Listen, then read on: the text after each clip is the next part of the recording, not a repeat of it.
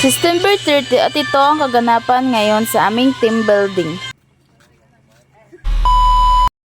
So, hi guys! So, karon di ay ganap po ng amo ang team building kaya nagising lang ko 6:30 kaya magpasundo lang ko sa akong mga katrabaho.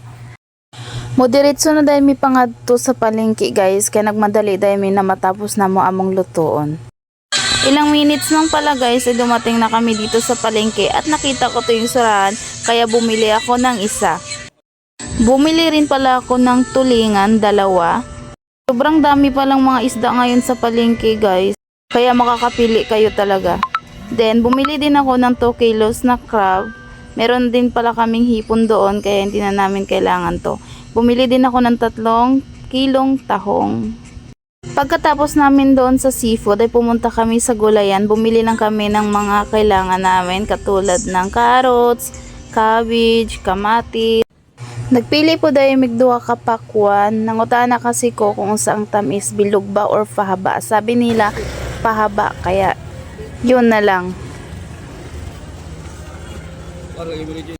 Pagkarating ko pala sa kama ay agad ko tong nilabas yung karning manok para mag-defrost. Tapos nagtimpla na rin pala ako ng aking mainom na kape. Tulod ay may kabukang nagluto dira kaya dali lang na human. Fast forward guys, way na din ako nabidyohan kung paano na magibutang sa bilao among yun na panluto. Kaya nag-ulan na, mga to pamigliyo kay para magkita-kita mi dito tanan. At ito na nga si ma'am naghay na kahit ulan. Fast forward ulit guys dahil hindi ako nakabidyo yung pagbiyahe namin papunta dito sa Pasadena.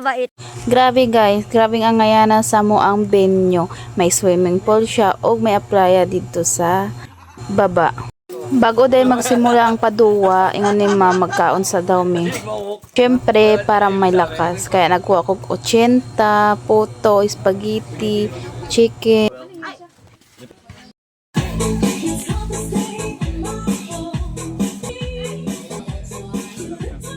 Katapos pala namin kumain guys ay inumpisa na namin maglaro.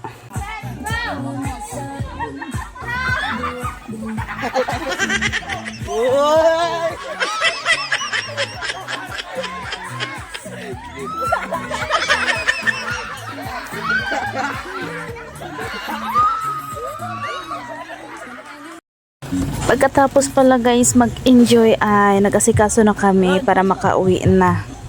Dire lang dahil may sa likod sa truck magsakay kaya magsuka-suka man may kung saban kaya dire na lang. Thank you Calma Restaurant Bar for everything.